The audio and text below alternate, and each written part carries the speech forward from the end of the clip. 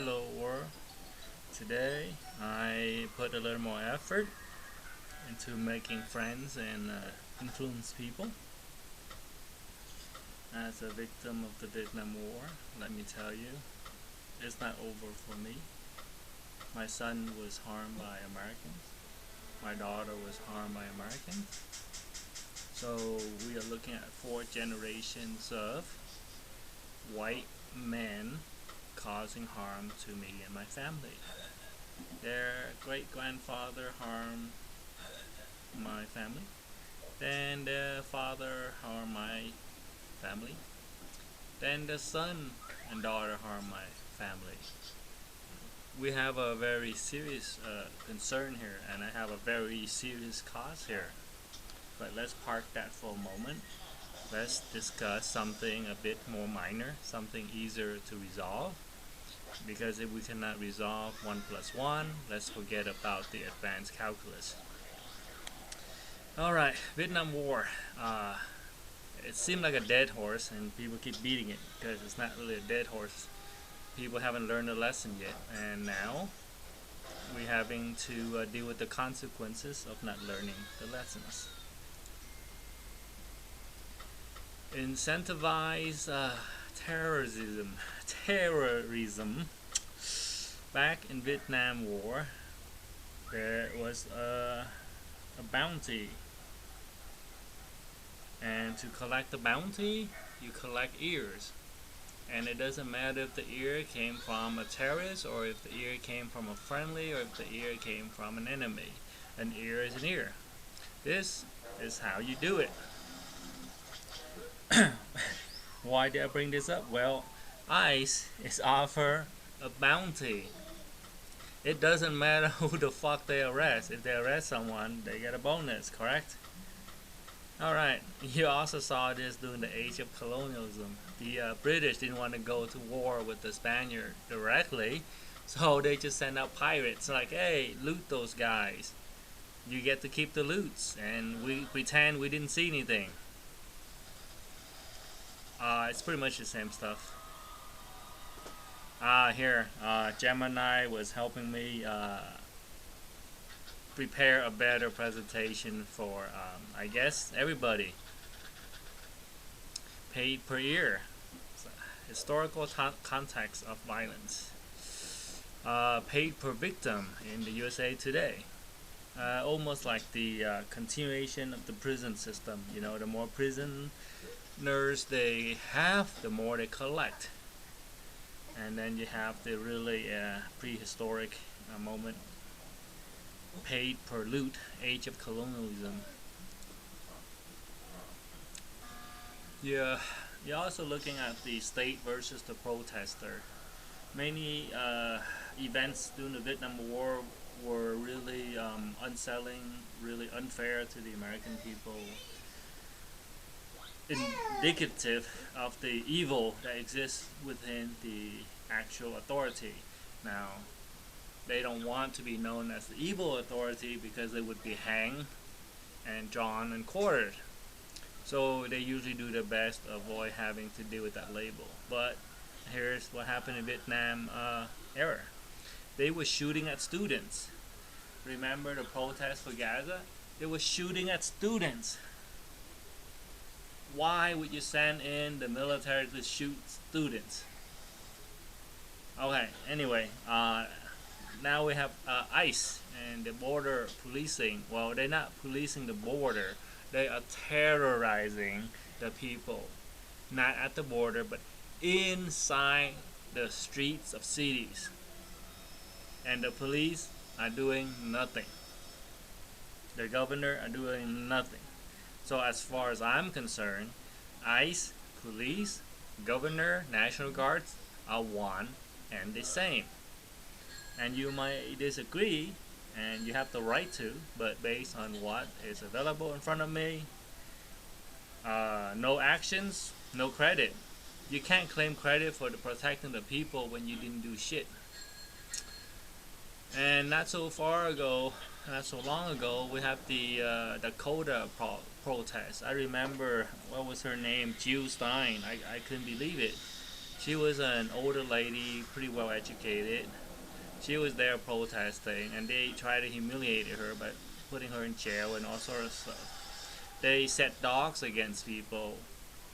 I mean, this is the government that existed in the 1960s to the present. These are the people who are descended from the people who bought and sold slaves. Do you understand this? Their forefathers were worse than this. The father were a little bit worse than this, and now they still retain this kind of culture. And for how many more generations? I don't know. Let's see. The money flow. Where does all of the money flow? Because you know, if there's no money, you won't see all of these ICE people wearing police and doing all this work. The secret entity, the one that we actually don't know because the government have not been transparent. So we don't know if they're our government or if they are foreign government, and we don't know if we're being occupied by a secret service like the Mossad or the Russians or the Chinese, to be fair, right? Perhaps maybe it's North Korean, or maybe it's the Charlie from Vietnam. They took over the US. Well, the money flow from Uncle Sam out to all the department, then it flow to contractor. Contractor would then grease the wheel with this power broker, who then grease the wheel for the U.S. government to open up the spigots of money that flow to the contract. So it's almost like a self-service for this secret entity, you know. They get to to rob the bank, and the consequences will be on the contractors and the Department of Defense, Homeland Security, and other military outfit or secret service like FBI. And this secret entity would actually face no consequences. Let's say the US government was to be destroyed tomorrow because of all of this. This secret entity will continue with the next government. Do you see an issue here? And when will we see the accountability? To my knowledge, every time a gang beat up a person, they get away with it. It's called temporary immunity. There's no such thing as absolute immunity. You have to be a complete jackass to use that word. Okay. If the mob temporarily win, what happens after the temporary win? Well, if they have no more victim, okay? They would turn on themselves, just like the 5 Permanent Security Council in the UN. They conquer the world, and now they bicker over who gets a bigger pie.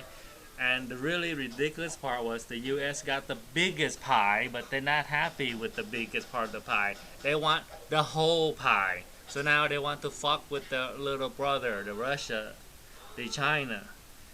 And now the big 5 are fucking each other. And then this presents an opportunity for everyone to rise up and it's like, hey, you know what? We want a bigger share of this pie called Earth. Give us a bigger piece of the pie, we'll fight on your side. So now the US is looking at having to fight for the whole pie and its share of the pie again when it already won after World War II. Well, anyway, if they don't actually win and take out all of us, the majority of us, the majority of humanity, is going to put them out, just like all of the previous incident.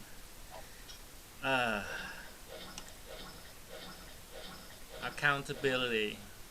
This is various pictures of the dynamic violence. I couldn't really find the one I was looking for, but the persecutor would start hacking people up, right? The abusive events right here. Right now, I think we're still in denial and minimizations. Eventually, there's gonna be some backlashes that cause them to pull back, and I think Rene Good was one of the forces that forced this temporary peace, but it's not peace. It's almost like reduced escalation, but it's still an escalation. And then we're gonna have this power imbalance, and we are there right now. And what happened is the people under the boot, they will either fight back or they will accept the boot in their neck, and we just have to wait and see. Now, why is ICE? Why not the police? I mean, you can use the police. Why not the military? You can use the military. There is an inherent problem with using the police. They have some sort of discipline. I really don't like the current police, but to their credit, our police, regardless of how dumb and how smart, they do have to pass some school and have some discipline, at least enough to put on the badge without causing an embarrassment. Ethical training. We know police receive training on what is ethical and what is not ethical. Even though they break the law, but they still have a little bit of constraint, a little bit of restraint. Now we know there are some really dumb people, and they cannot help it. No matter how much you train them, they're still dumb. So those cannot be the majority of the police. And if that was the case, and if that ever is the case, we are really fucked. Understanding of consequences. Now, with all of this training, we hope, and to at least 50%, I think it works. We hope all of these people who have received all of this training understand the consequences. If you fuck with the people, there's a negative consequences. You don't fuck with the people. You service the people. In the military, we take this to the next order, which is we don't even want them to have the perception that we're doing something wrong. When we're traveling and they offer us first class, we are not allowed to accept that because it seems like we are taking special treatment because we're in the military. Anyway, ICE, because they are the least trained, and also they have the least regulations and least oversight apparently, and they could have a contractor. And the contractor don't have to know all of the law because it's like a plausible deniability for the guy hiring them. They would just blame, hey, you know what, I hired a contractor, it's their fault. And who are the contractor? We don't really know because it's not disclosed. Alright, all of this are very serious issues. I don't think people, when they say serious, they cannot feel it, okay? Well, when you think something is serious, there's so many layers. Like you're hanging on a rope by the neck. You're gonna die within a minute. Well, I don't know how long it takes to die on a rope, but you're gonna die. That's serious. Nation failing is actually pretty serious, but I guarantee you, everyone doesn't think their neck is on the noose. They don't think they're wearing that necklace of rope. So what happened to all of the people that we pay to protect us? You need to ask this question. If they don't want to service, if they don't want to render the service, if they don't want to fulfill the service level agreement, give me my fucking money back. I want my money back. Alright, the law, the parties, the judge, the jury, the executioner. A lot of people think you need to be a lawyer. Well, legally, yes, but that's also illegal to force us to require a lawyer. Basically, not only does the state have the monopoly on the use of force, they now also have the monopoly on the use of law. Like, you're not allowed to use the law, only the lawyers are. This is not actually legal. Then you have this monopoly on the use of or practice medical care, but that's a different subject altogether. So anyway, within the law, the U.S. Constitution is the law. Okay, there's nothing higher than that, and people like to make up shit, but that's not really how laws works. And with any laws, any contract, you have the parties to that law, right? So the law is a contract between Americans to Americans. We together agree that we're gonna have a process to deal with this agreement, and it doesn't involve shooting each other. So we do the best we could, and we come up with the system. But in the end, the people has the right to enforce this contract legally and naturally. Every citizen of every country has the right to defend it. It's like Ukrainian has the right to defend Ukraine, regardless if Russia is right or wrong. They have the right to defend the country. Russians have the right to defend themselves. Chinese have the right to defend themselves. So Americans have the right to defend themselves. So you have to learn who are your friends and who are your foes and what is the law, so that you could defend yourself and you could defend the law and defend your country. Jordan Peterson left us a very minor note, but it's very acute, or a serious insight here. If a war breaks out in the USA, the right side, because right now we divide it along the left and the right, correct? So the right side have an overwhelming amount of gun ownership. I don't know if I belong on the right. I've always been a registered Republican because I'm military. So I figure the right are loyal to me, making sure I get paid more every year. So to return that gratitude, I have always given my loyalty to the right. Now, there are free thinkings involved, and sometimes I don't support the right, I don't support the candidate or whatnot, but I always see that I belong on the voting ballot for the right, because they have always been the one that provide me the benefit. So it was like a pragmatic decision more than an ideological decision.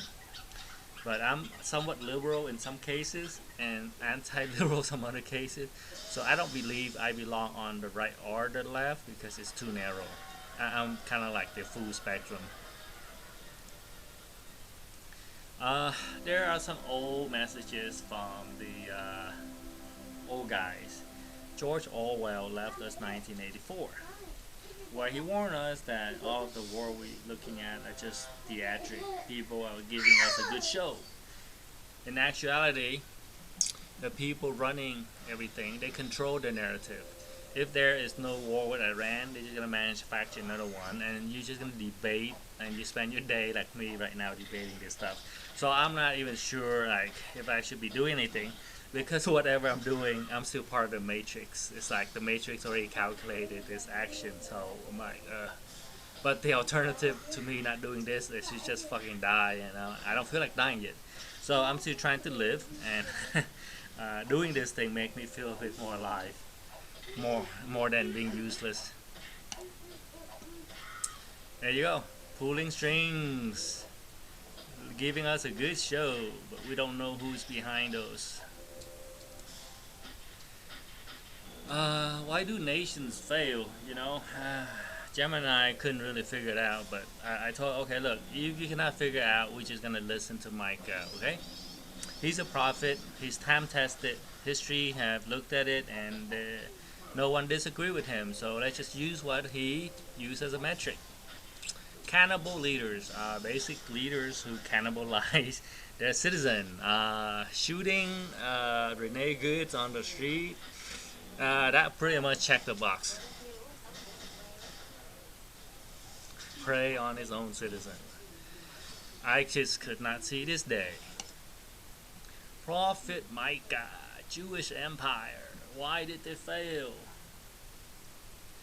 They were trying to fleece the people. Yeah. Economic grab.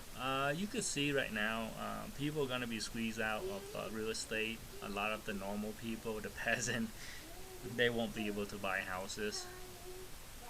And even the people who have houses, it's not that hard to squeeze them out. All they do is increase the tax, and then that will pressure all the kind of poor people to not be able to afford the tax, and then they would just steal the house with the equity. In general, it's just inequality, because the more inequality you have, the more power gap you have, and the less ability of the lower class to present a challenge.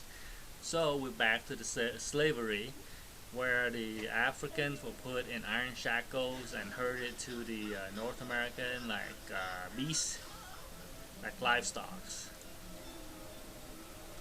Ritual shield.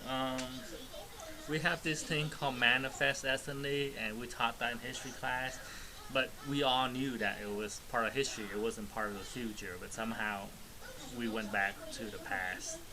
the past is now the future. So we're all kind of in denial. It's a fucked up situation. And usually the callous indifference of the leaders is because they don't believe there are consequences. I could tell you a lot about the callous indifference of the leaders on top. And I could guarantee you that before I die, they go into pay. 2026. Cannibal leaders, the role of special interest lobbying. You know, the money gets what it wants. I was in investment groups, and at first, I didn't. I knew money was going to be a corruptive element. I didn't know money was the absolute.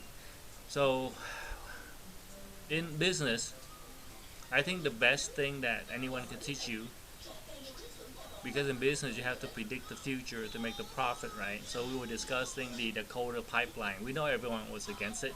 We know the money wants it. So at the end of the conversation, there's a different law, a hierarchy of laws, and one of the higher absolute law is if the money wants it, the money gets it. So the money gets a pipeline. Now we fast forward 2026. The money wants the oil in Venezuela, the money got it. The money wanted Iceland, the money got it. The East India Company that we learned in history class is real. They may have changed name, but they're still functioning and they're still controlling the king. Even if Donald Trump becomes the king tomorrow, he's still gonna obey the money.